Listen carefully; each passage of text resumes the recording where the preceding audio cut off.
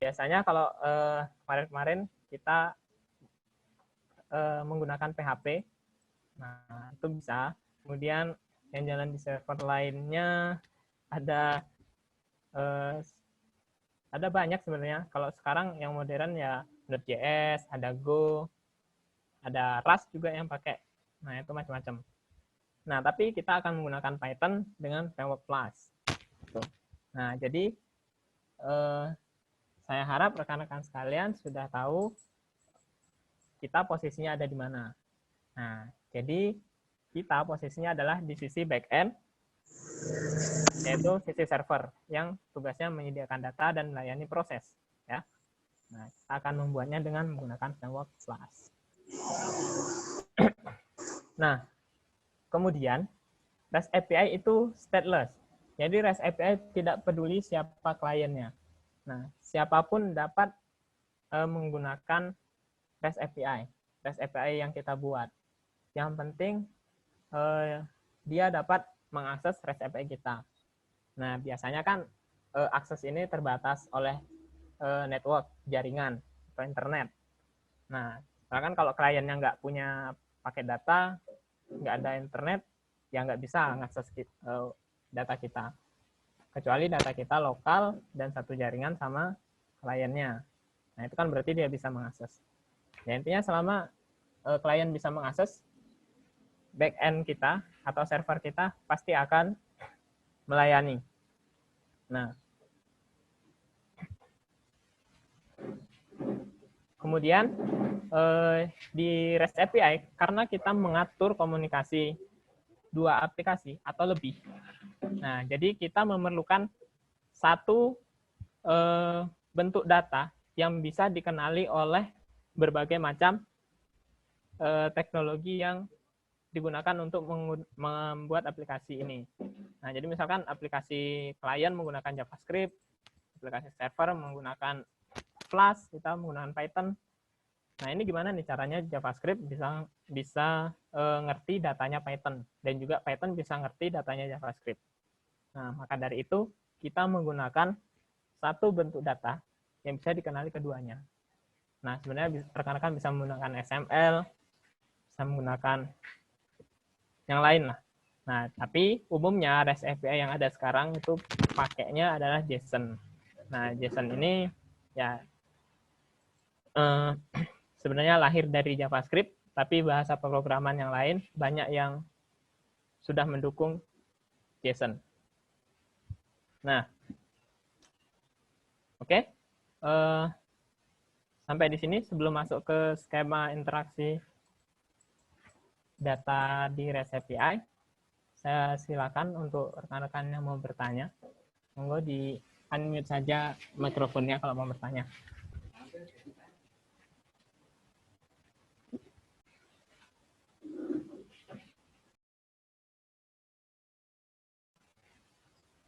Halo?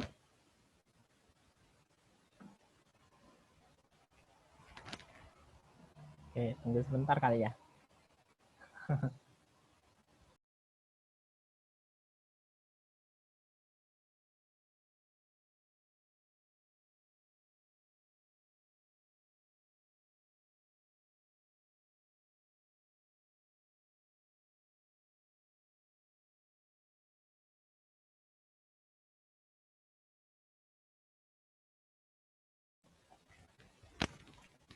Oke, kalau gitu saya lanjut. Sekarang ini ada gambar gimana komunikasi antara klien dan server berkomunikasi menggunakan REST API. Nah, jadi di sini ada server yang kita buat dengan Python Flask. Nah, kemudian di sini ada klien, ada macam-macam, ada web, mobile, dan lain-lain. Nah, jadi ini kedua-duanya adalah aplikasi. Nah, jadi aplikasi yang jalan di sisi klien, aplikasi yang jalan di server. Nah, prosesnya adalah berawal dari klien yang meminta entah itu meminta untuk melakukan proses atau meminta data ke server. Nah, atau ke web service. Nah, kemudian setelah server menerima permintaan dari klien, maka dilakukanlah apa yang diinginkan. Jadi misalkan kalau ingin menampilkan data, ya berarti server mencari datanya. Nah, kalau misalkan kliennya membutuhkan proses, ya berarti server melakukan sebuah proses. Entah itu mungkin menghitungan kalkulasi gitu, 1 tambah 1 berapa server gitu. Nah, server balas 2 gitu kan. Nah, balasan ini itu disebut response. Nah, sebenarnya cuma bahasa Inggris ke bahasa Indonesia aja ya. Jadi harapannya bisa dipahami dengan mudah. Nah, jadi REST API ketika klien melakukan request, lalu server itu melakukan proses kalau memang proses, kemudian mencari data kalau memang menampilkan data, kemudian hasilnya itu menjadi respons dan akan ditampilkan atau dimanfaatkan oleh aplikasi klien ya untuk kebutuhan pengguna. Nah, jadi kayak gitu. Nah, oke. Jadi ini skemanya. Dan ini slide terakhir dari presentasi. Sekarang saya mau, kan teman-teman sudah install Insomnia ya? Sudah install Insomnia kan? Nah, jadi nanti sekaligus saya mau beri contoh apa sih Insomnia itu dan juga gimana cara bikin REST API menggunakan Flask. Nah, jadi supaya sekalian lihat. Oke, sebelum kita masuk ke sana, mengenai REST API, karena teori udah selesai, apakah ada yang mau ditanyakan terlebih dahulu? Nah, kalau ada yang mau tanya, silakan di unmute.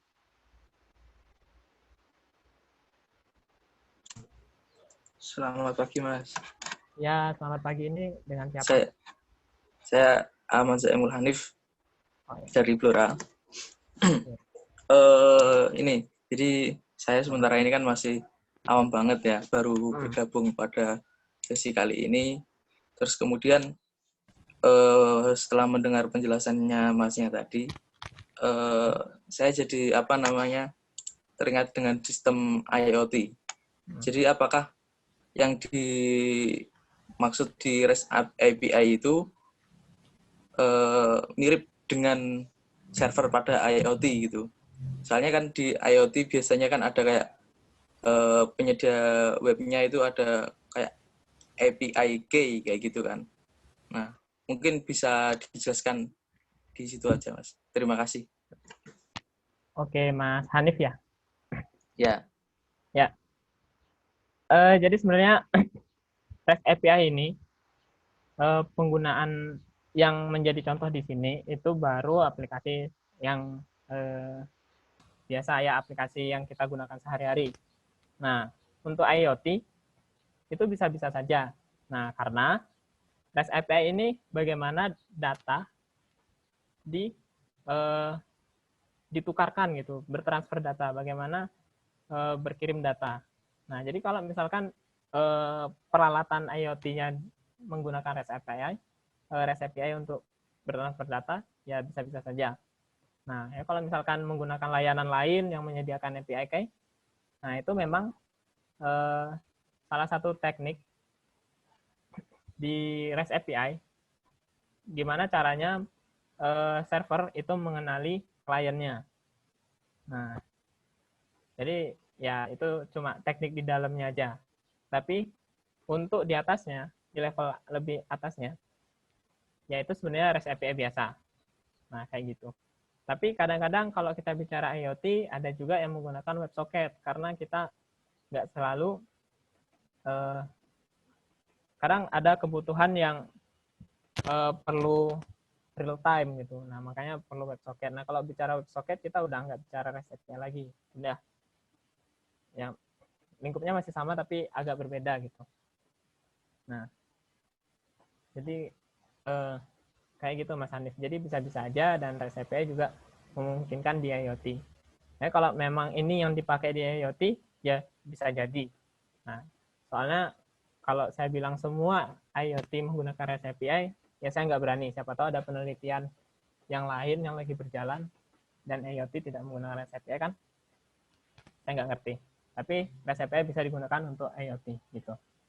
Itu ya Mas Hanif. Baik Mas, terima kasih banyak. Oke, siap. Nah, Pagi. halo, Mas. ya dengan siapa ini? Iya, dengan David Gunawan, Mas Robi. Oh iya, Pak Iya. David ya? Iya, Mas. Ya. Mau nanya, ya ini saya memang benar masih awam ya dengan Python ya. Tapi ada hal yang mau saya tanyakan. Kalau perbandingan, artinya kalau zaman saya masih pakai itu dulu masih pakai yang VB6 sama klien. Kalau di client server berarti saya front end-nya pakai VB6, kemudian back end-nya mungkin zaman SQL Server gitu, Mas. Ya, ini yang saya mau tanyakan, Python itu berarti di sisi database-nya untuk mengakses servernya, perbandingannya apakah seperti itu, Mas, untuk Python itu? Kemudian kalau di database-nya berarti ini bisa semua database kita bisa akses dengan Python, apakah programnya apakah seperti apa ya Mas ya? Mungkin mohon maaf ya, penjelasannya mungkin ini saya baru ikut yang sesi ketiga ya. Mungkin sesi pertama juga belum sempat hadir ikut di grup yang di Telegram itu Mas. Mungkin Mas Robi bisa kasih perbandingan enggak Mas? Makasih Mas. Oke, nah kalau tadi VB kan sebagai klien, ya dia kliennya VB-nya di desktop Pak. Kenapa? VB-nya untuk bikin aplikasi desktop. Iya, desktop. Betul. Ya, nah ya tadi sebenarnya kan klien kan bisa web, mobile, desktop dan platform lain. Nah, oke. Nah, VB kita singkirkan aja kalau gitu ya Pak ya. Itu kaitannya bukan di server. Nah, di server kalau SQL Server itu sebenarnya SQL Server itu database kan Pak? Ya, betul. Di database-nya. Maksud saya dengan Python ini fungsinya untuk mengakses database-nya atau bagaimana, Mas? Nah, kalau kita lihat di skemanya ini, Pak. Jadi kalau desktop, aplikasinya desktop mengakses langsung database, ini kita akan kayak gini, Pak. Jadi misalkan ada klien yang berjalan 5 klien yang berjalan. Nah, berarti database ini harus melayani 5 klien itu. Nah, yang masing-masing dari klien itu koneksi ke database tersebut, ya kan? Nah, berarti database harus melayani proses dari 5 koneksi. Nah, kalau Python, itu sebenarnya dia ada di atas database. Jadi sebelum database. Jadi di atas SQL Server, itu ada Python-nya. Jadi VB nanti itu komunikasi dengan Python. Jadi kalau VB butuh data, ya dia bilang ke Python, Python saya butuh data pengguna. Nah, maka dari Python dia membaca ke database. Jadi database-nya cuma mengurus satu koneksi, yaitu koneksi dari Python. Meskipun kliennya ada banyak. Nah, klien yang banyak itu kan nanti hubungannya sama Python-nya, bukan sama database-nya. Nah, makanya jadi Python-nya tuh ada di layer di atas database. Dia menjadi media komunikasi antara klien dengan database. Nah, ini kayak gitu, Pak. Sebenarnya kayak layer tambahan gitu, kalau misalkan VB dan SQL Server. Jadi ada di tambahan di tengah. Oke, berarti untuk antaranya dia untuk request semacam entah itu trigger yang ada di dalam database SQL Server-nya ataupun kita bisa akses view table-nya dan sebagainya. Seperti itu ya, Mas ya? Request. Ya, nah kemudian kelebihannya lagi Pak, di desktop tidak ada lagi query ke SQL Server. Nah, atau definisi pengambilan data gitu nggak perlu lagi. Ya. Betul, Pak. bilang ke Python ya. Jadi Python lah yang melakukan query-nya gitu. Oh, berarti karena memang kalau selama ini buat saya client server di front end-nya memang di VB6 itu saya untuk tarik database-nya memang saya pakai query di front end-nya sih memang untuk di kliennya, sisi klien di desktop application-nya saya query memang untuk menarik hasil laporan seperti tadi yang dijelaskan berapa yang akses database-nya dan sebagainya sih, Mas. Berarti ini Python-nya ya yang kita cukup berarti di sisi front end-nya lebih ringan ya, tidak ada query database ya. Iya, benar. Karena tampilan zaman sekarang kan pengguna pengennya yang harus keren, nah kan jadinya udah berat di sisi situ. Jadinya ya proses hitung-hitungan ya kita pindah ke server gitu. Ya, oke, makasih Mas Robi. Ya, Pak. Ya, Pak, siap. Nanti join Telegram ya, Pak. Sudah join, Pak. Oh, sudah, ya. Barusan udah join. Oke, makasih. Oh, oke, alhamdulillah. Nah. Mas Robi, boleh nanya nggak satu lagi? Iya, dengan siapa ini? Dengan Romi. Oh ya, Mas Romi ya? Ya, berarti ini mirip kalau saya perhatikan berarti mirip kalau di object oriented zaman dulu itu kayak Korba ya? Di mana ada stub dan skeleton dan sebagainya gitu, terus di-define, cuman datanya itu dalam bentuk JSON sekarang gitu ya. Nggak pakai IDL lagi, Interface Definition Language. Lebih simple, hanya data di JSON aja. Kalau misalkan IDL memungkinkan, ya nggak apa-apa untuk menggantikan JSON. Tapi saya sendiri belum pernah dengar istilah korban nih, Pak. Itu korban teknologi tahun berapa ya, Pak? Maaf. Waduh, ketahuan umurnya jadi. Mas Romi ketahuan umurnya. Orang jadul. Itu awal-awal object oriented programming lah pokoknya. Waduh. Saya kenal OOP udah modern. Makasih. Atau ya kalau apa tadi IDL ya, Pak? Iya. Nah, kalau misalkan memungkinkan untuk serialisasi data atau pengemasan datanya menggunakan itu, ya nggak ada masalah. Nah, cuman sekarang yang lebih populer itu menggunakan JSON. Nah, saya nggak tahu juga kenapa orang-orang pada pakai JSON, tapi alasan yang paling kelihatan adalah kan sekarang kita tahu sih kayaknya strukturnya nggak perlu ribet. Nah, selain strukturnya ribet, selain strukturnya simple, yang cuman ada key dan value, simple itu. Nah, juga sekarang kan aplikasi udah banyak yang berbasis web ya. Nah, web itu kan menggunakan JavaScript. Nah, JSON itu sangat kompatibel dengan JavaScript. Jadi kalau jadi native lah ya, udah hampir native. Oke. Ya, native banget malah. Jadi memang kalau JSON udah masuk ke JavaScript, nggak perlu melakukan apa-apa lagi. Ya nggak sudah. ada mapping tambahan ya. Nggak ada mapping tambahan. Okay. Ya, itu sudah otomatis kenal si JavaScript-nya. Nah, walaupun butuh penyesuaian di Python juga ya, kalau misalkan di bahasa pemrograman lain. Nah, ini karena menyesuaikan kliennya aja sih kemungkinan besarnya. Nah, kayak gitu. Oke. Oke, rekan-rekan, apakah ada lagi yang mau ditanyakan atau didiskusikan?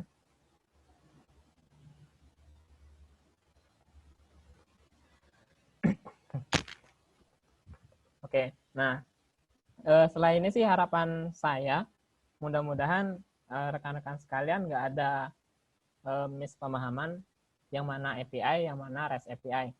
Soalnya kadang-kadang orang bilang API, padahal dimaksud REST API.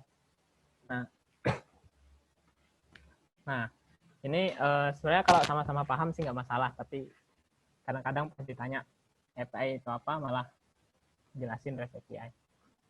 Nah, oke, kita lanjut dengan membuat REST API menggunakan Python Flash. Ya, silakan rekan-rekan sekalian buka kode editornya. Ini kelihatan ya, Mas? Oke.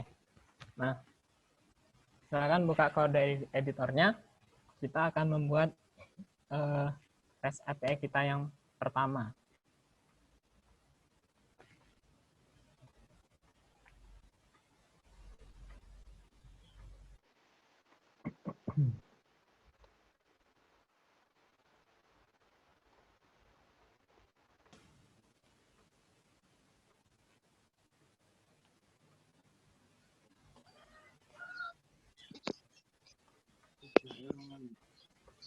Oke, siap semua?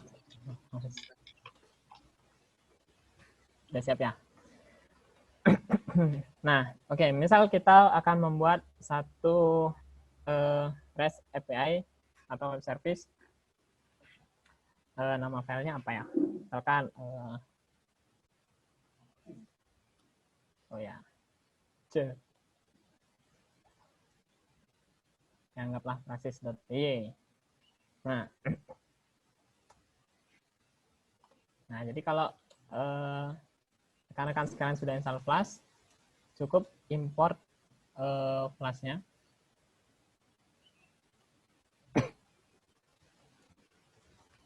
Nah, kemudian buat aplikasinya, bukan aplikasi ya, tapi instance dari kelas. Nah, misalkan ya namanya sama aja.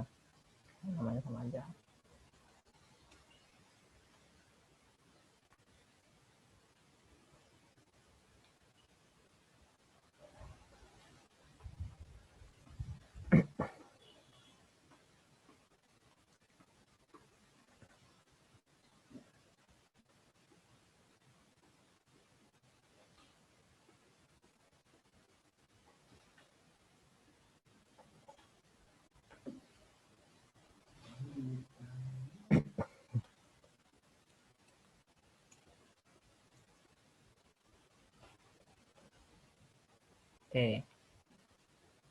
Nah, rekan-rekan sekalian bisa buka kode editornya dan coba tulis kodenya ini ya.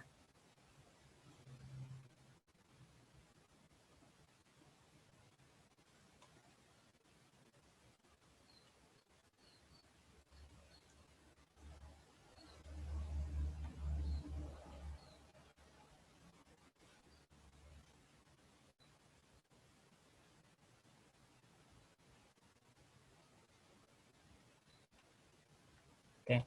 Nah, kalau dilihat sebenarnya ini kode Flash biasa. Jadi hanya saja bedanya kalau yang kemarin dicontoh kita hanya mengirim string gitu ya, atau menampilkan template. Nah, jadi kalau kita membuat web service sangat minimal menampilkan template. Jadi hampir nggak ada. Nah, hampir nggak ada template yang kita tampilkan. Template di sini maksudnya halaman web ya. Nah, jadi hampir nggak menampilkan halaman web sama sekali. Jadi kita benar-benar fokus pada data dan proses. Nah, kemudian ini silakan buka konsolnya. Ini. Atau kalau di menu ini ada terminal. Atau bisa juga klik kanan di filenya, open in terminal. Nah, lalu tinggal jalankan Python nama filenya. Ya. Nah, kalau sudah tampil seperti ini, ada tulisan running on. Nah, ini berarti web service kita sudah jalan. Nah, sekarang untuk mengaksesnya, sebenarnya kita bisa menggunakan web browser seperti ini. Nih. Tapi kalau di web browser, dia otomatis dibaca sebagai ya hypertext, jadi belum kelihatan JSON-nya gitu. Nah, makanya kita butuh Insomnia. Nah, kalau teman-teman belum install Insomnia atau nggak bisa pasang Insomnia, coba cari alternatifnya. Nah, sementara ini bisa dibuka di browser, tapi saya coba pakai Insomnia. Cukup bikin request baru. Ini kasih URL-nya saja, kemudian paste. Send, maka akan tampil JSON-nya kita. Di tab header sini, oke, content type kita masih HTML. Ini nggak masalah, yang penting data kita sudah JSON. Nah, tapi sebaiknya ini diganti ya. Content type-nya. Nah, tapi nggak apa-apa. Sementara gini dulu. Nah, ini JSON-nya kan sudah tampil. Oh ya, belum kelihatan.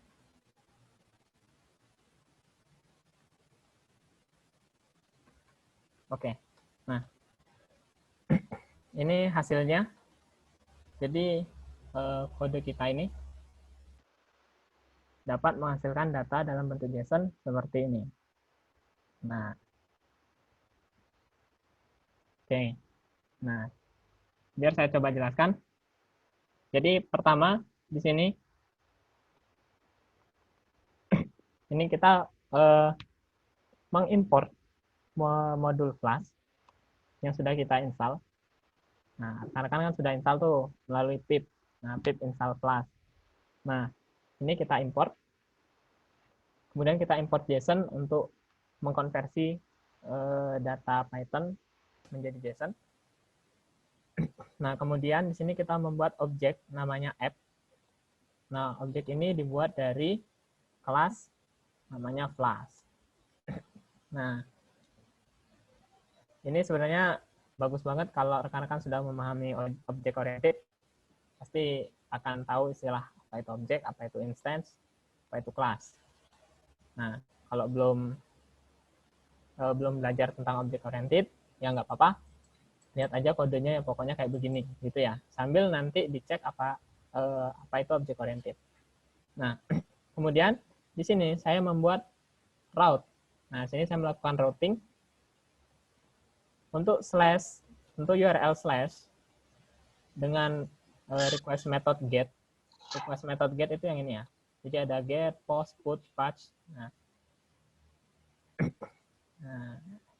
untuk get, ya, maka saya membuat fungsi yang dijalankan. Jadi ketika saya mengakses URL slash ini URL slash, nah, maka jalankan fungsi ini. Nah, di fungsi ini saya membuat data. Saya membuat data di sini. Nah, kemudian data ini saya jadikan JSON, lalu menjadi data yang dikembalikan. Nah, kalau di Flash, apa yang kita kembalikan di handler, nah, fungsi ini kita sebut handler. Jadi ada route, ada handler. Nah, jadi apa yang kita kembalikan di handler, itu yang akan dikirim ke klien. Nah, jadi Insomnia ini adalah aplikasi yang kita gunakan untuk mensimulasikan klien.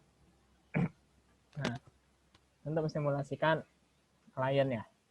Nah, jadi kalau klien nanti melakukan request ke URL ini, nah, klien akan mendapatkan balasan seperti ini.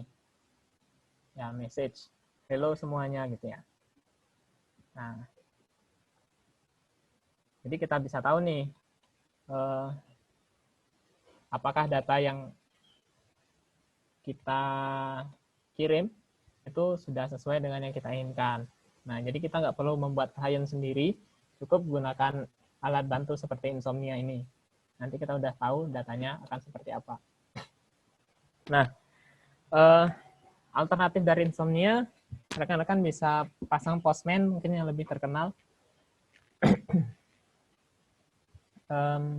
Di kampus saya biasanya pakai Postman, tapi saya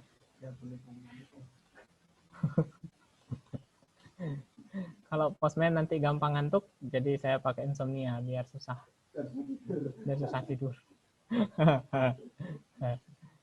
Nah. Oke. Jadi dari kode yang sederhana ini bisa dilihat-lihat dulu. Nah, sambil saya mau ngecek nih, apa ada yang udah nyoba? Udah, Mas. Berhasil? Aman. Oh, aman. Wah, alhamdulillah.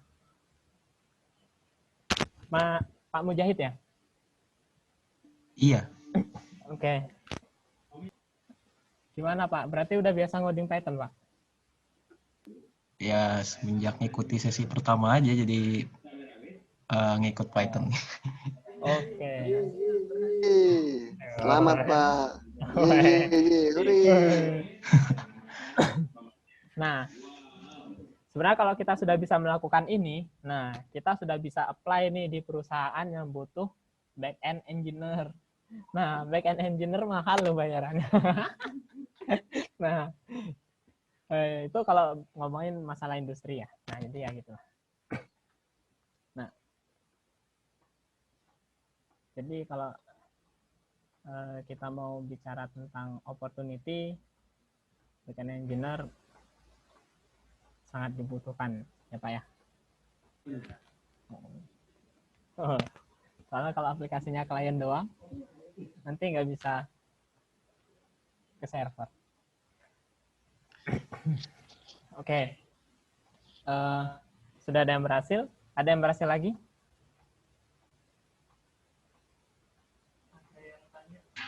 Udah Mas, berhasil. Oke, berhasil. Oh, ada yang tanya. Oke, saya cek dulu. Kalau tanya boleh ini juga ya, boleh unmute mikrofonnya. Bentar.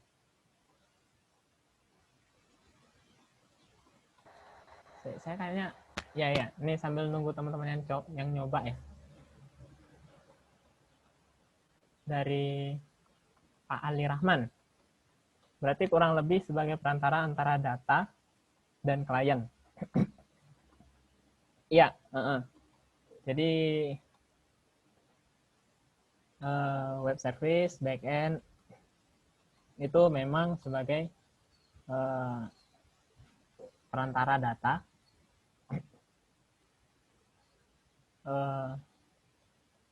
Iya sih. Oke, udah benar. Jadi memang sebagai perantara data antara yang di server dan yang di klien. Nah, jadi tengah-tengahnya ada REST API. Karena REST API itu sebenarnya cara komunikasinya ya. Nah, terus sudah dibantu dijawab ternyata sama Pak Bambang di bawah.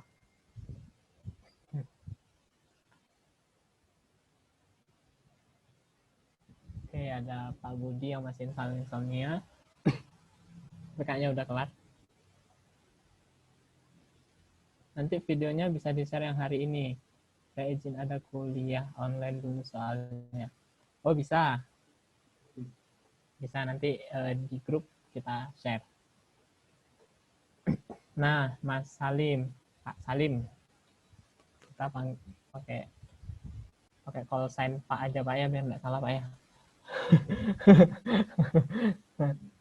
Iya, Pak Salim.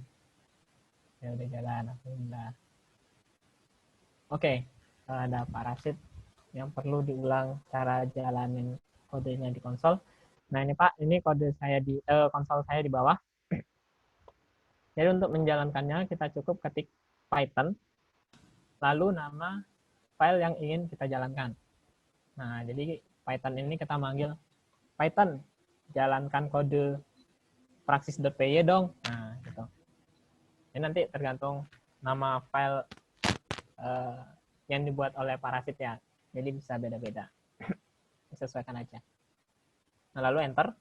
Dan nanti kalau ada tulisan ini running on berapa? Nah, ini tinggal di copy paste aja ke insomnia di sini. Nah. Ya.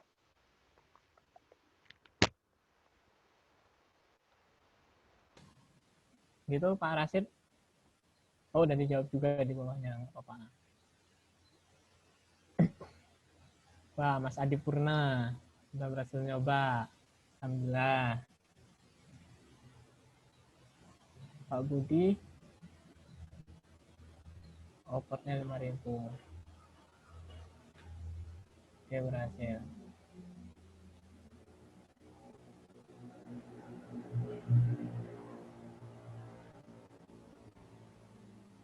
Mas Adi. Berarti bahasa mudahnya bisa diibaratkan link kan, Mas? Nah, ya sebenarnya REST API itu adalah gimana aplikasi klien melakukan request ke server. Nah, karena dia melalui protokol web, kita tahu kan kalau di web biasanya ada URL gitu.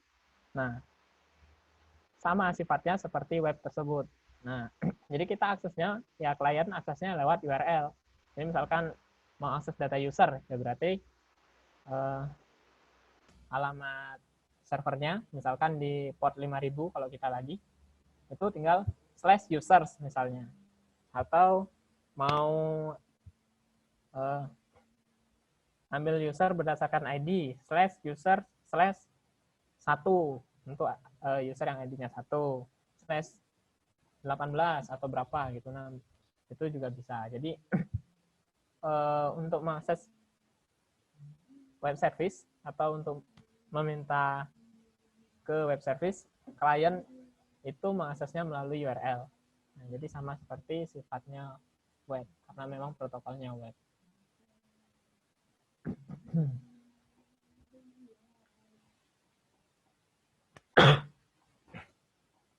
Oke, Mas Andi. Ini error. Oke, itu ada error di baris ke-9, Mas. Saya nggak tahu tuh di baris 9 isinya apa. Nah, atau Mas Andi kalau dengar ini boleh share screen kok. Iya, jadi kalau error bisa share screen. Jadi ya bisa kita bantu sama-sama. Jadi kalau mau share screen nanti tinggal unmute mic-nya, langsung bilang ya Mas Andi. Untuk link grupnya, oke. Oke, link grup nanti di akhir kayaknya akan kita bagikan. Ya Pak ya? Oh sudah, oh ya. Oh ada di atas link grup. Oh ya, di bawahnya juga ada.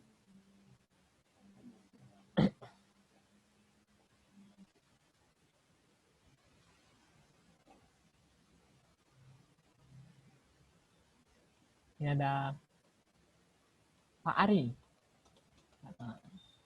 Mas, fungsi method get untuk apa ya? Nah, ya ini menarik. Jadi rekan-rekan bisa lihat ke kode editor saya. Jadi di sini, atau kode editor masing-masing kalau udah coba. Jadi di baris 6 itu ada method sama dengan get. Nah, itu gunanya apa? Jadi kalau kita, ini kan kita kasih get kan? Ya, kita coba buka Insomnia, lalu ganti yang tulisannya get ini dengan post atau yang lainnya. Bisa. Nah, lalu kita send. Dia bilang method not allowed. Nah, gimana Mas bacanya, Mas? Nah, method not allowed. Nah, itu ya. Nah, kayak gitu. Nah, jadi dia ngebatasi metodenya. Nah, pembatasan ini sebaiknya memang dilakukan. Soalnya biasanya di REST API kita tuh membagi jenis-jenis request, jenis-jenis permintaan itu berdasarkan ini biasanya ada yang nyebut HTTP verb, ada yang bilang request method. Nah, saya bilang request method aja ya. Nah, biasanya request method ini digunakan untuk membagi jalur mana yang mengambil data, jalur mana yang mengirim data, jalur mana yang untuk mengupdate, dan jalur mana yang untuk menghapus. Nah, sebenarnya untuk mengirim data itu menggunakan get saja juga bisa. Jadi untuk update juga menggunakan get saja juga bisa. Tapi kita akan kesulitan untuk membedakan mana sih yang mengambil data, mana sih yang mengupdate, mana yang menyimpan data. Nah, lebih-lebih yang lebih sulit lagi kalau membedakan antara yang menyimpan dengan yang mengupdate, karena semua masuk ke get. Nah, makanya kita tinggal pilih post. Nah, berarti kalau post, oh menyimpan, udah gitu aja, gampang. Oh kalau get berarti mengambil. Nah, itu cuma untuk apa ya? Cuma untuk membedakan aja. Sebenarnya aksi apa yang dilakukan klien, gitu aja.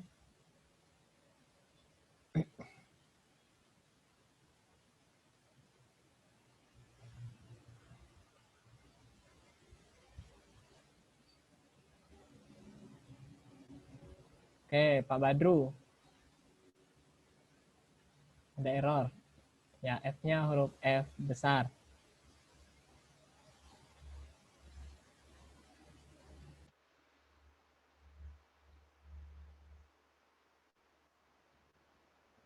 Oke, Pak DWPR. DWPR. Apa ya? Nah, ya, jadi kalau string biasakan pakai koma atas. Itu tanda kutip. Jadi kalau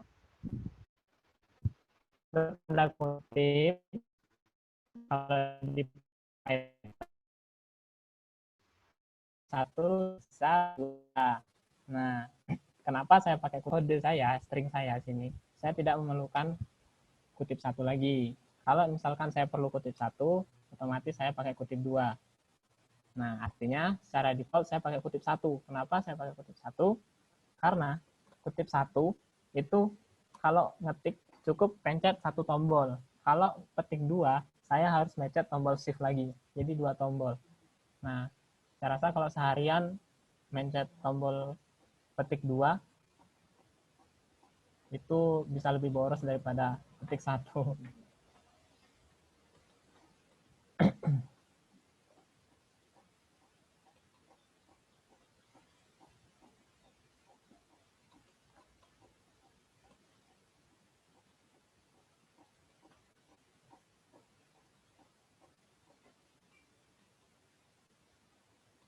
Nah, ini dari Pak Muhammad Fajar. Idealnya kalau di production, apakah hanya butuh satu file Python untuk seluruh request API? Untuk melayani seluruh request API, kita tidak menggunakan hanya satu file. Bahkan biasanya kita membentuk satu struktur project. Jadi nggak satu file kayak gini. Nah, ini hanya contoh saja. Jadi nggak satu file kayak gini, karena ada banyak banget proses atau service di satu aplikasi saja, itu bisa banyak banget servisnya. Nanti kalau kita kumpulkan di satu file bisa panjang nanti kodenya. Kalau pakai Jupyter Notebook bisa tidak? Ya, bisa, tapi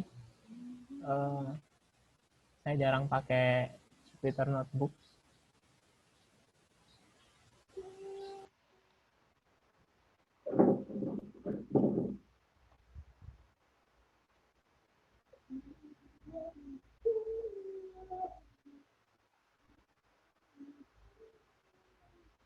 Pak Afif, ya itu udah benar.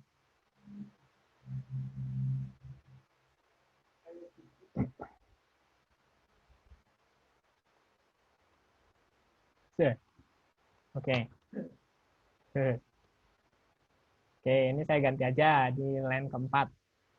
Name-nya kayaknya itu kelihatan seperti cuma satu, underline-nya itu sebenarnya dua.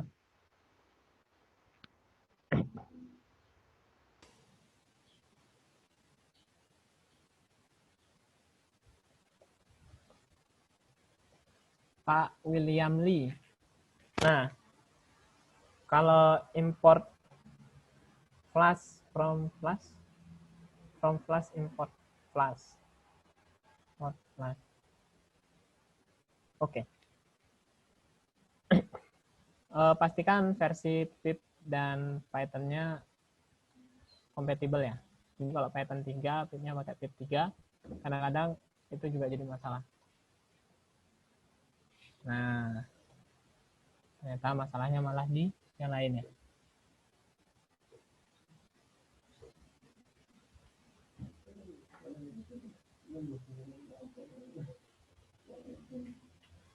Oke, nah Pak Turseno Jumadi. Nah, jadi di Python Pak tidak menggunakan kurawal untuk blok kode. Jadi blok kode di Python itu menggunakan indentasi.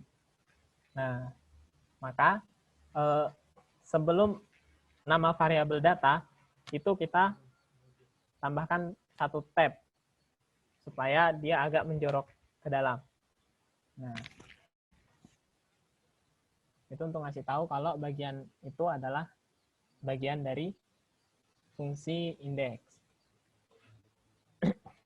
Nah,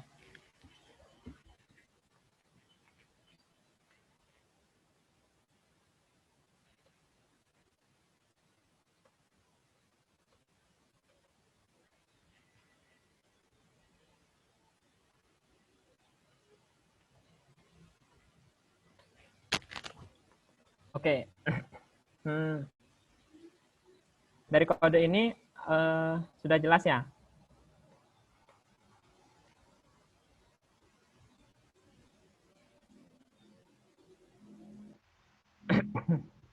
Ya.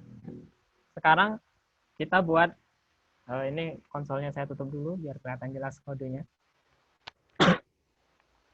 Kita akan buat lagi satu route sama masih di slash tapi metodenya kita menggunakan post. Nah, di sini saya bilang aja index post gitu ya. Nah, ini misal isinya sama dulu.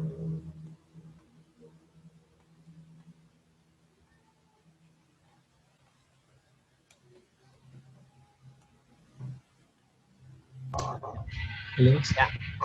Bisa di-share screen-nya, Mas? Ya. Bisa tolong di-share screen-nya kodenya. Oh, ini udah, Pak. Udah share screen. Kayaknya masih tampilannya Mas Hadi deh.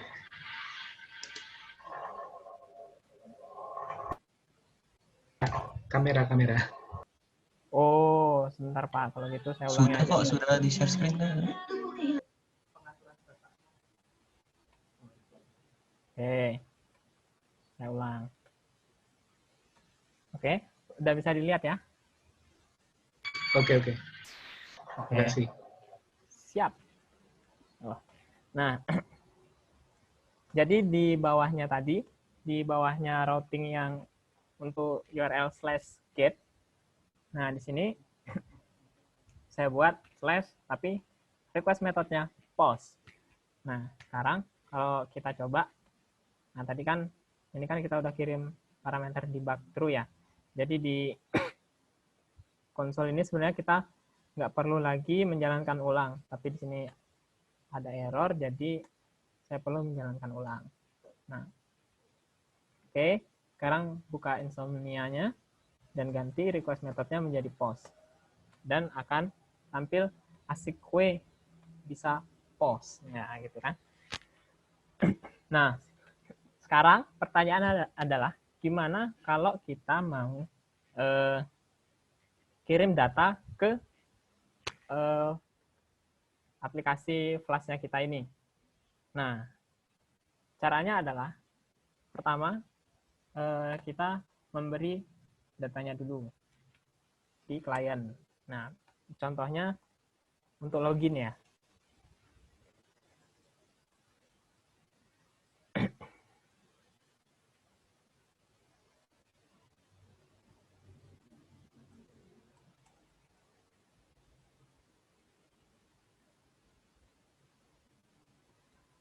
Oke.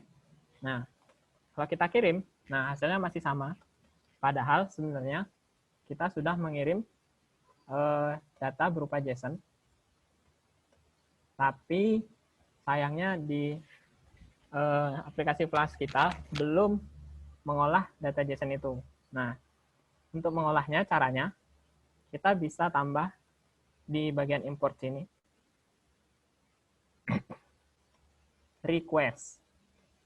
Nah, ini bisa dilihat dulu. Jadi tinggal tambahkan request lalu dipisah koma.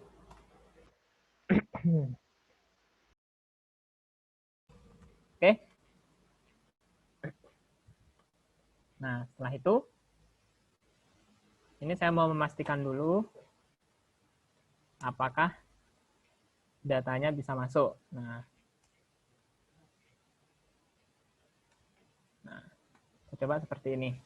Nah, kita kirim datanya. Send. Oke. Kita lihat di konsol sini. Nah, saya sudah mendapatkan data yang dikirim oleh klien. Ya kan? Nah, sekarang kita sudah bisa olah data ini atau data tetap deh. Nah, kita sudah bisa olah data ini. Terserah kita mau diapakan gitu.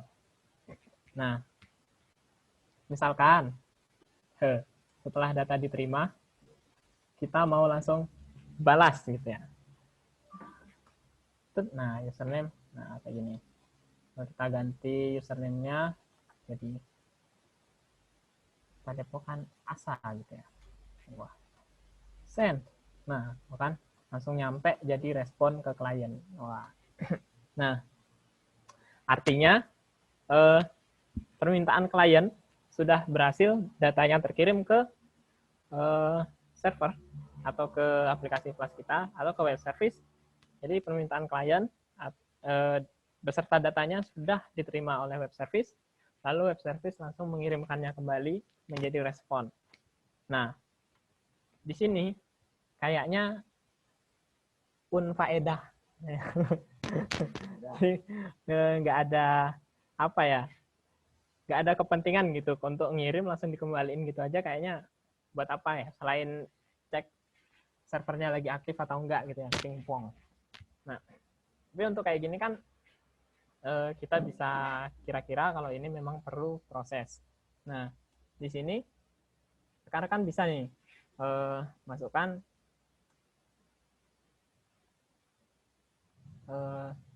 logika untuk login.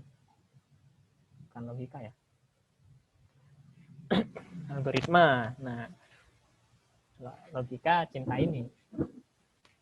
Nah, oke. Jadi di tengah-tengah sini silakan nanti rekan-rekan coba untuk lakukan algoritma untuk melakukan login. Nah, tadi username sama passwordnya udah. Nah, misalkan ini. Nah, misalkan anggap saja sudah berhasil login. Nah, di REST API pastikan data yang dikirim adalah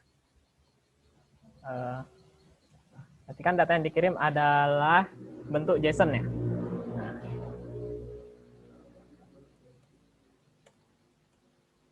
selamat datang data.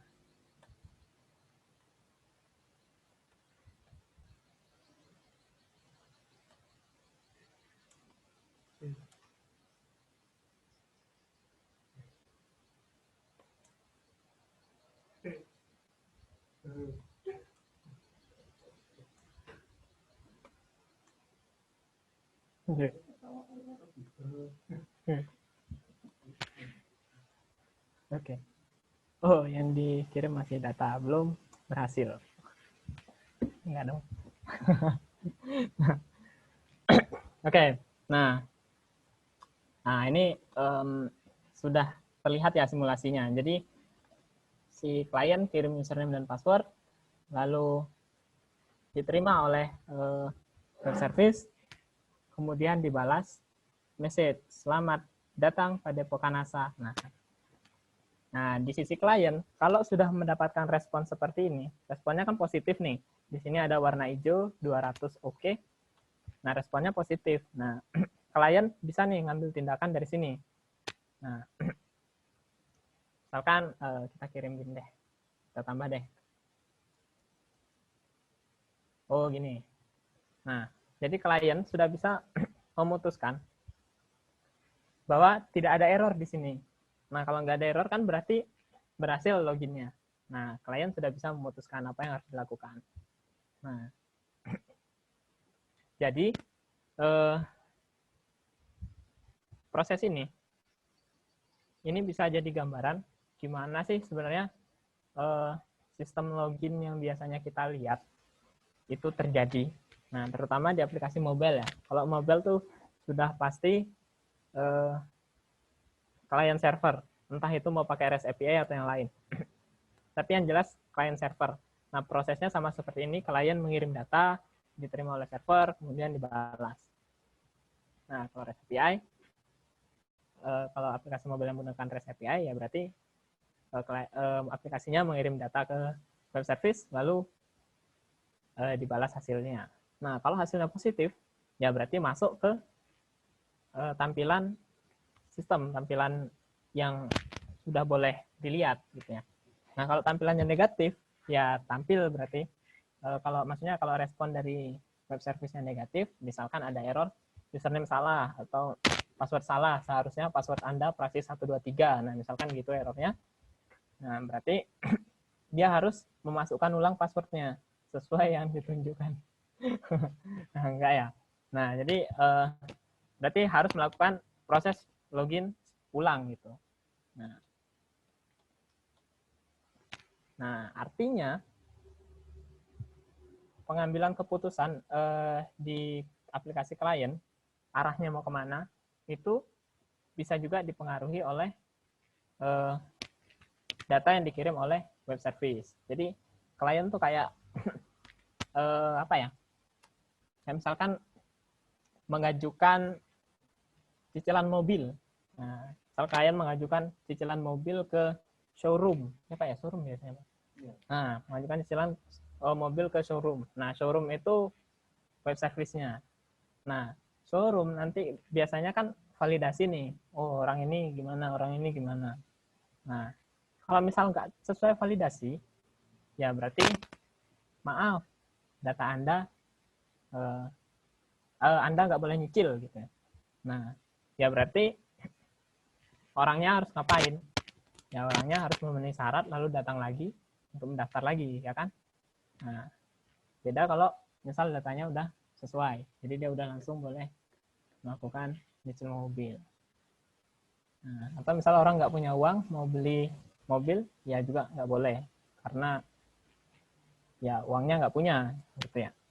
Nah, itu cuma analogi. Jadi kalau meleset ya biasa analogi kayak gitu. Nah, oke, sampai di sini contoh yang method post.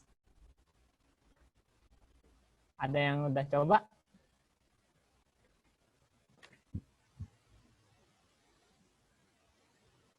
Halo, tes? Oh, di komen. Mas, nanti kodenya. Oh, berat. Oke. Bisa diimplementasikan ke push notification nggak? Bisa. Banget. Oh, ya. Soalnya kan push notification tuh salah satu kebutuhan yang penting juga sekarang ini ya. Jadinya bahkan ada banyak service-service atau jasa-jasa pihak ketiga yang menyediakan layanan push notification yang bisa kita gunakan API-nya. Kita tinggal bayar. Mas, nanti kodenya di-share di Telegram. Oh ya, kodenya sih saya save, tapi belum tahu nanti share-nya di mana. Yang jelas di grup Telegram pasti akan dikabari. Mas bisa tampilkan kodenya lagi? Ya, ini udah tampil. Udah tampil ya, kelihatan belum? Mas, ini kok hasilnya masih yang lama ya? Nah, di sini pastikan request methodnya post, di insomnia juga post. Soalnya kalau kita pakai get, dia pasti tampil yang sebelumnya. Ini. Nah,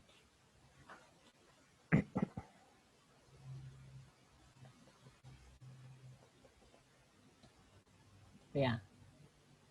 Oke. Berkasal. Oke, Pak WHO, Badan Kesehatan Dunia. Boleh kirim JSON-nya seperti apa, Pak, di sini? Ya. Nah, rekan-rekan yang mau bertanya, silakan ya. Oke, Bapak Ari, monggo. Share screen aja deh kalau gitu. Share screen ya.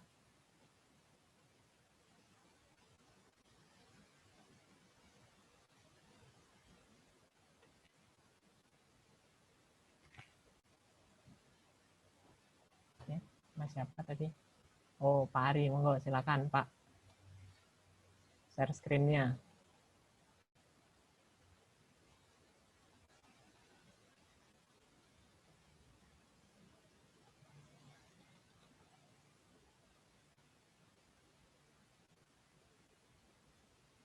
Oke. Oke.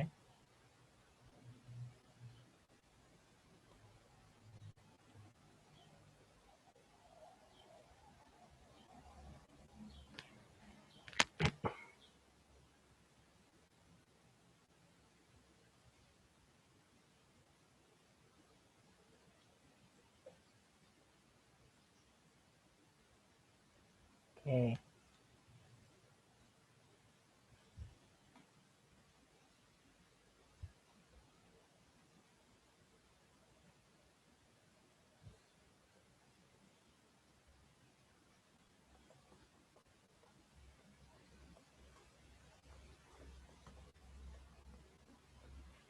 Saya request remote control dong.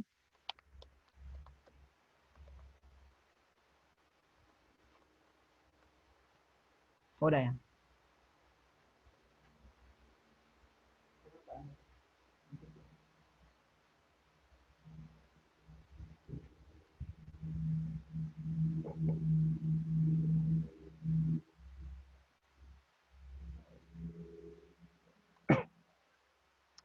Oke.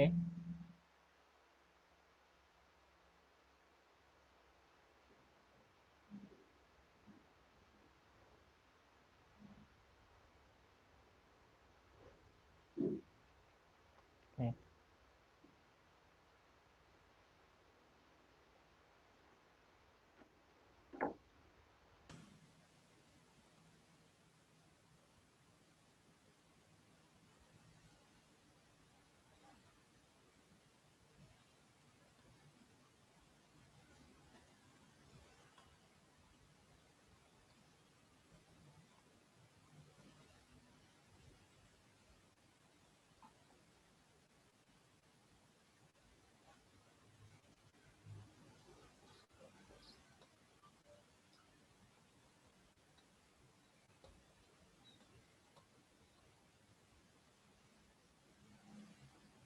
Oke.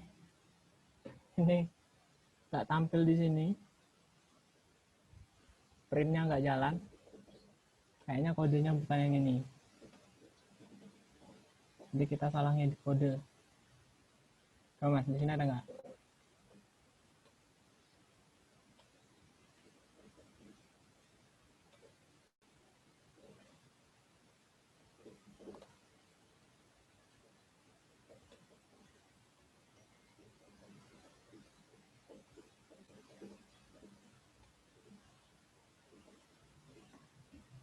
Nah, jadi kalau memang ini yang dijalankan, harusnya print ini itu tampil di sini. Tapi ini nggak tampil, ya berarti kodenya yang lain. Nah, coba deh dicari-cari dulu ya.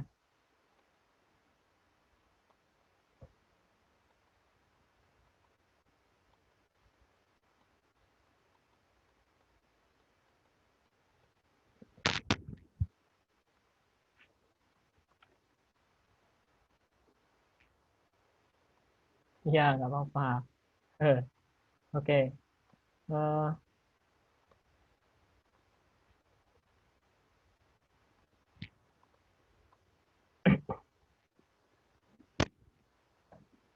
Oke, ini waktu kita sisa 20 menit lagi.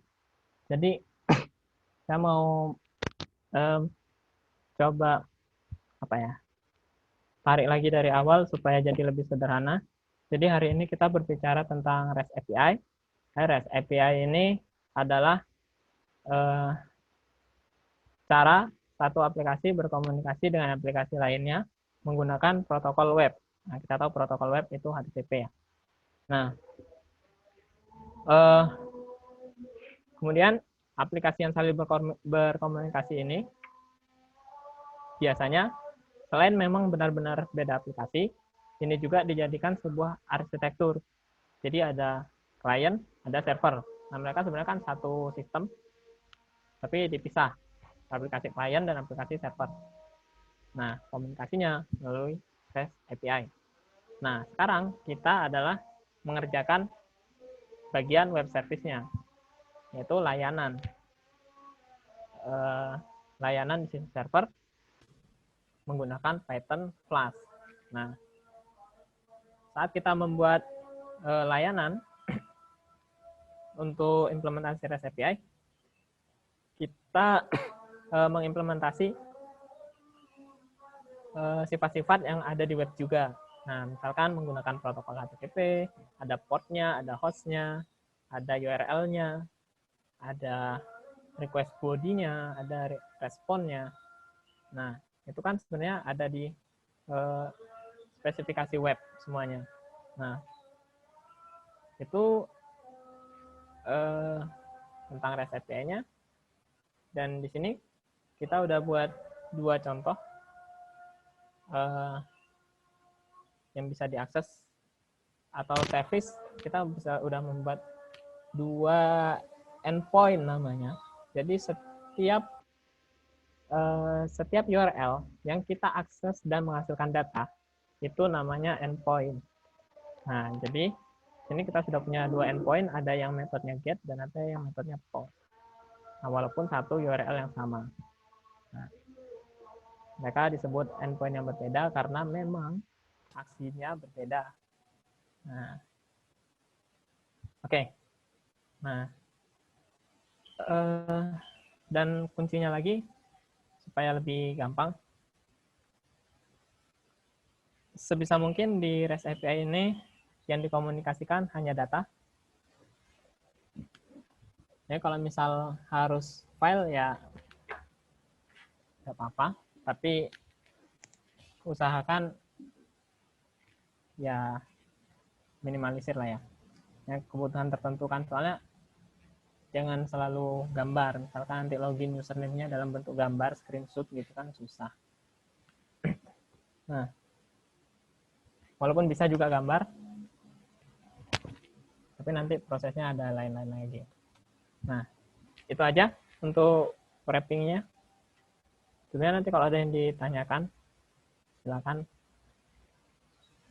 Tapi sembari menunggu yang ditanya, saya kembalikan langsung deh ke Pak Dula ya. Halo teman-teman, masih ada yang ditanyakan nggak?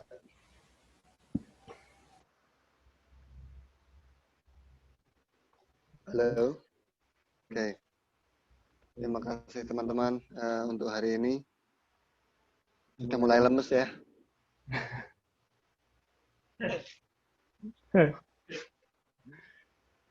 Ada yang mau ditanya? Oke. Materi minggu depan adalah untuk Python itu implementasi microservice. Jadi kalau hari ini kita sudah belajar bikin REST API, nah nanti besok kita perbanyak menghasilkan service-service itu, membuat service-service itu untuk satu sistem yang agak gede dikit. Nanti mungkin Mas Robi bikin sampel sistemnya, kan gitu. Oke, ya. Nah, nanti gitu kira-kira. Jadi untuk REST API ini paling tidak ini adalah dasar. Dari awal ini, dari dasar ini, kemudian nanti kita bisa mengajak ke berikutnya, ke implementasi ke microservices. Nah, nanti microservices itu apa, nanti kita cerita minggu depan. Nanti kalau teman-teman pingin juga pingin lebih dalam lagi, kita juga ada kelas nanti di bentar,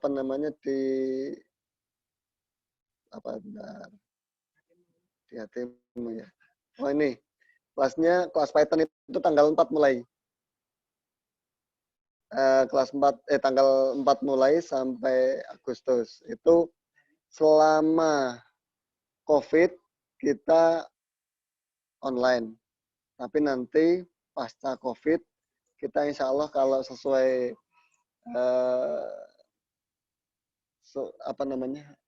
tanggap daruratnya pemerintah itu tanggal 29 Mei. Nanti setelah itu kalau tidak ada perpanjangan berarti harus onsite. Untuk apa? Untuk mentoring lebih real, lebih detail. Karena kalau nanti ketemu mentoring langsung, terus kemudian bikin project bersama, project group gitu kan, project kelompok, itu lebih real untuk ininya. Ini sebagai pengantar, paling tidak teman-teman yang awam sudah punya dasar. Terus untuk mengetahui silabusnya ada di sini. Ada silabusnya di sini. Python. Nah ini untuk yang ini silabus Python untuk bootcamp. Semuanya sudah kita siapkan di sini. Termasuk detail-detail tadi Flash, termasuk yang kemarin ada pertanyaan database masuk enggak? Nah, nanti kalau mau sekalian bahas database di sini nih. Nah, gitu kan ada pembahasan database nih. Ini ada pembahasan database. Nah, ya kan? Terus nanti kalau misalnya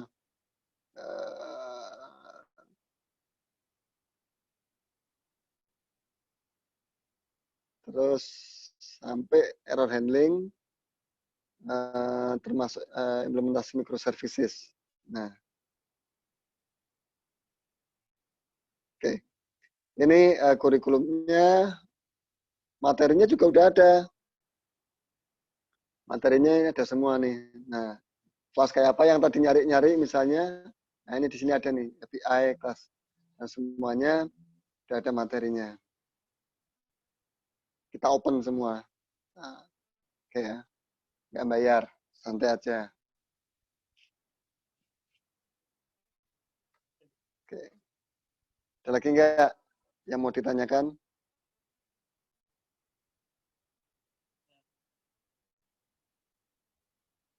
Ada yang ditanyakan? Oh ya, nanti setelah belajar Python, yang perlu ikut lagi kelas, kalau selain bootcamp ya, bisa ikut kelas lagi DevOps. Karena hasil dari yang teman-teman buat nanti bagaimana masuk ke production dan sebagainya, belajar diajari ini enggak, diajari deploy ya. Oke, nanti diajari deploy ya ke service. Akses kenapa nggak bayar ya? Oh ya, kalau mau bayar nggak apa-apa, kami terima. Kalau ada yang mau bayar nggak apa-apa, nah, dengan senang hati. Silakan dikasih aja untuk ngasih Untuk bayar pulsa, untuk bayar pulsa. Untuk bayar pulsa boleh, ya bayar pulsa kita bayar internet ya. Untuk buka puasa boleh.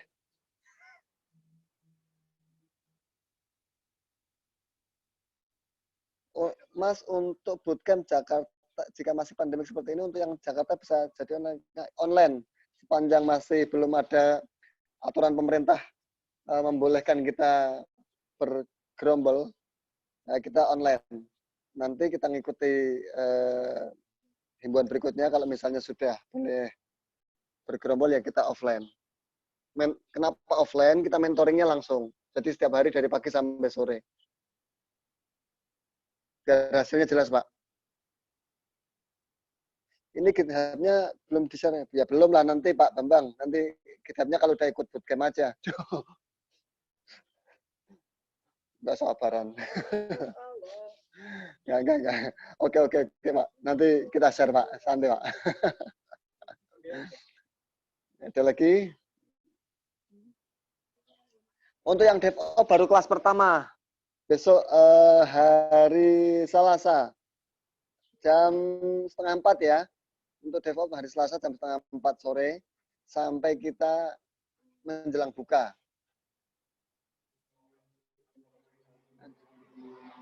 Pak Ilham, Praxis kenapa nggak bayar? Nah, ya kalau mau dibayarin, terima kasih Pak Ilham.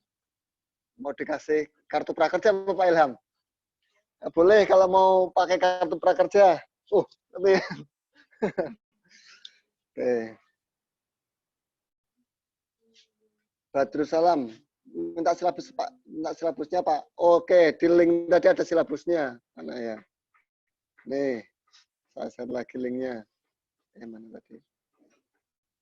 Bentar Pak.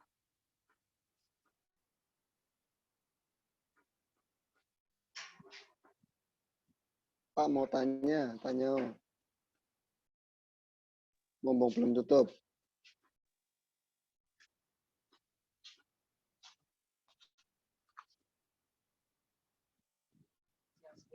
Pak mau tanya, kan kemarin udah daftar untuk workshop di Google Form, apakah nanti ada notif untuk transfer kelasnya? Oke, oh iya, untuk setiap kelas nanti ada grupnya, jadi kita akan bikin grup di Telegram ya teman-teman. Kenapa Telegram? Pertama, Kak, supaya nomor individu teman-teman, nomor handphonenya terjaga masing-masing. Jadi di Telegram kan bisa seperti itu, tidak ke-share. Yang kedua, kalau misalnya ada yang kelewat, materi udah belum join, materi-materi yang sudah ada di grup masih bisa dilihat. Jadi nggak usah nanya berulang-ulang, tinggal scroll aja ke atas kan gitu. Yang ketiga, belum ada alasannya. Alasannya, oh bukan. Yang ketiga itu alasannya sederhana. Kita mau pakai laptop, mau pakai mobile, mau pakai apa, cukup satu. Jadi sama. Tidak harus online handphonenya. Jadi kalau pakai WA kan harus on WA-nya, handphonenya. Kalau Telegram nggak perlu. Gitu. Oke. Yang sudah daftar di Google Form nanti nggak kita kirimi lagi linknya ya. Jadi silakan buka di grupnya. Jadi teman-teman ini perhatian.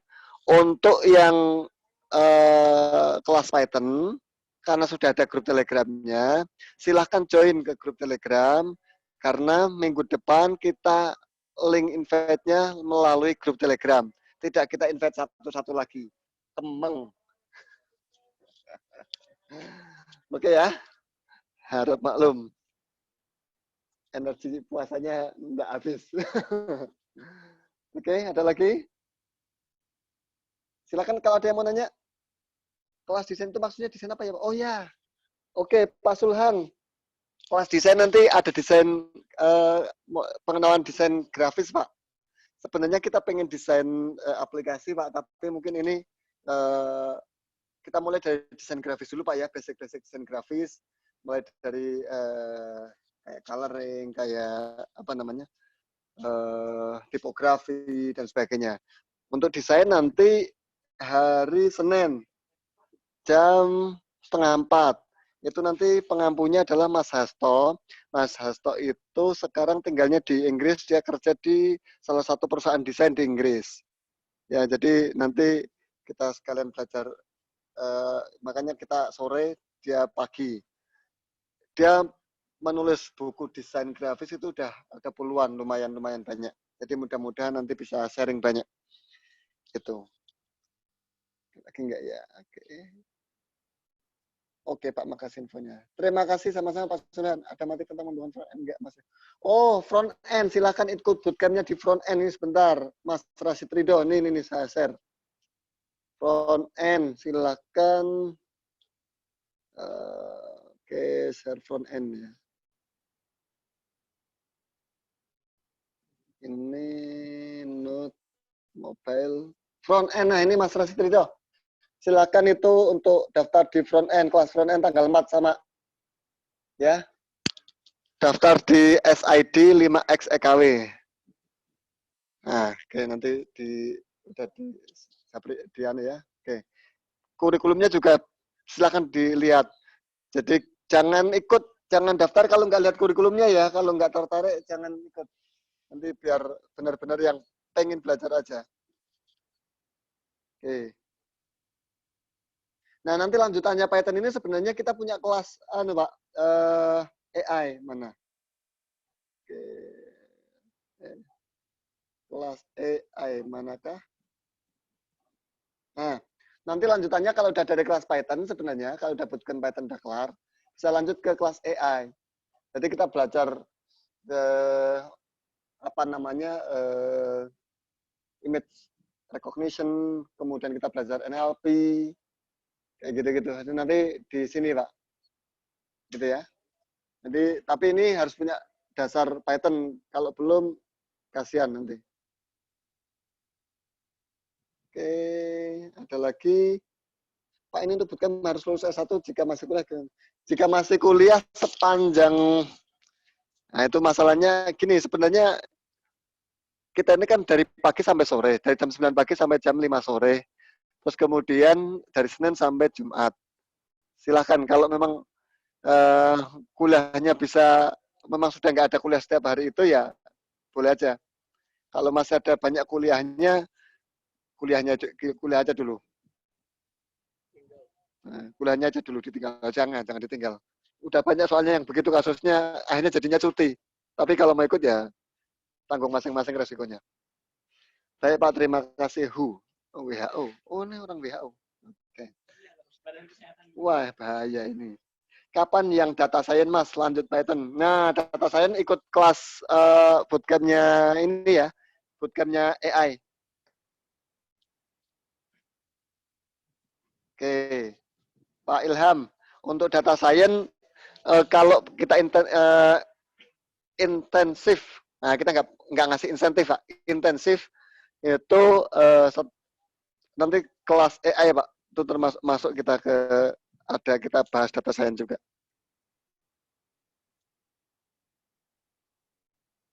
Ada lagi? Oke, 7 menit lagi kita berakhir. Silakan kalau ada teman-teman yang masih mau buka mute mic-nya, silakan supaya kita dengar.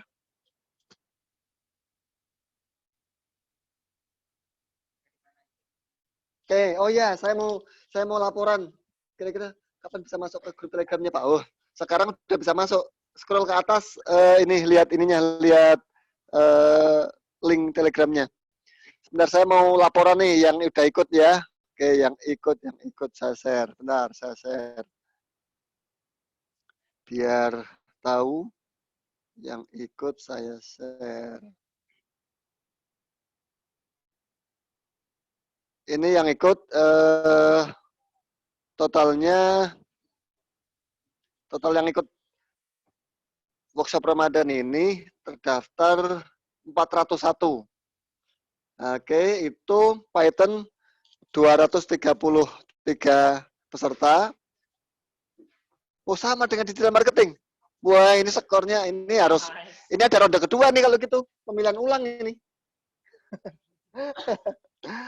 Oke, Python sama digital marketing sama persis 233 pesertanya. Ini datang dari, kita lihat dari mana asal domisili. Dari Jogja ada 40, Surabaya, Jakarta, nomor 2 Surabaya 20 orang, Jakarta 18, Bandung 14, Sidoarjo 12, Depok 11, Lamongan 10, Sleman 10, Bekasi, Bogor, Makassar, Jogja, Purwokerto, Pangandaran, Tangerang, Tasik, Mojokerto, Jakarta Selatan, Semarang, Gresik, Serang, DKI, Probolinggo, Pati, Bandung, Surakarta, Cirebon, Ambion, ada Ambon, Palembang, Buleleng, weh, halo, selamat datang. Ini Robi mau pulang kampung nih ke Buleleng.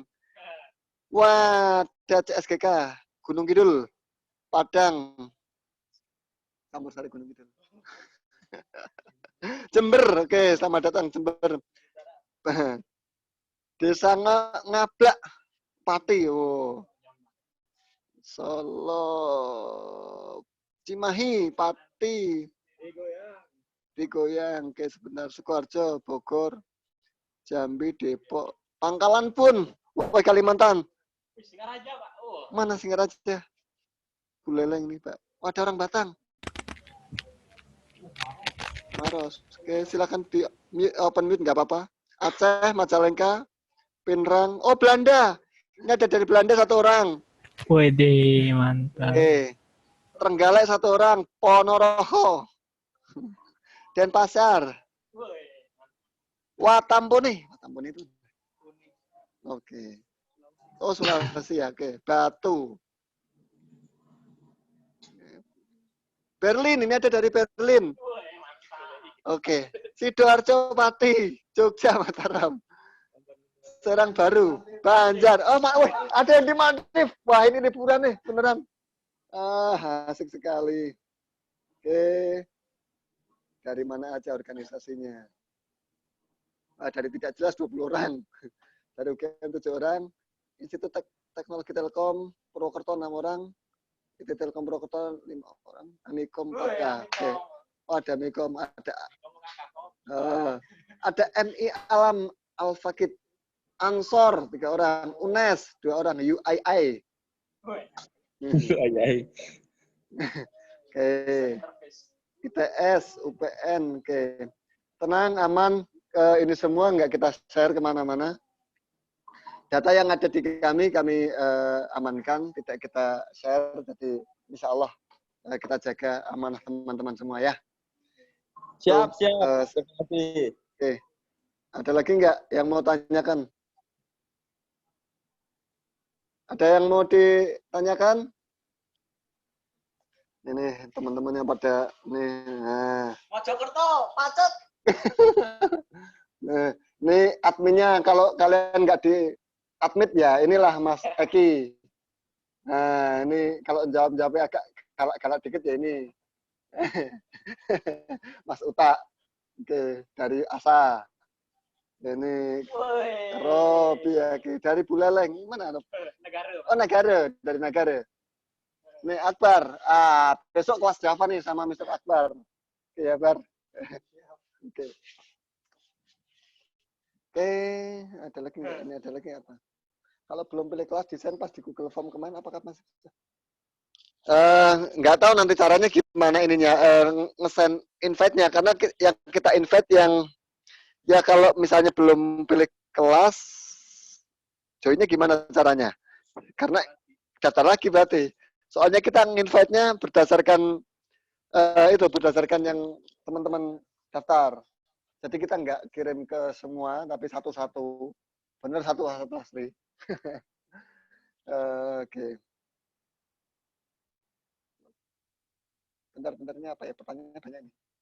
Izin pamit. Monggo Pak Bambang. Mojokerto endi rek? Oh iya, tadi ada. Wah, kalau ini jadi milih mana ya? Enterprise Full Stack atau Python Class? Nah, silakan Turseno. Kalau udah pilih Full Stack aja. Kalau pilih Python, nanti Python aja. Atau mau Bambang. Oke. Terima kasih Pak Bambang sudah share linknya. Oke, sudah jam 12 persis. Teman-teman, silakan katakan pamit. Mari kita pamitan dulu semua. Hai. Matur nuwun, Pak. Nuwun, Pak. Sami-sami. Matur nuwun, Pak, ilmunya. Terima kasih. Sharingnya. Dadah. Terima kasih. Sama-sama.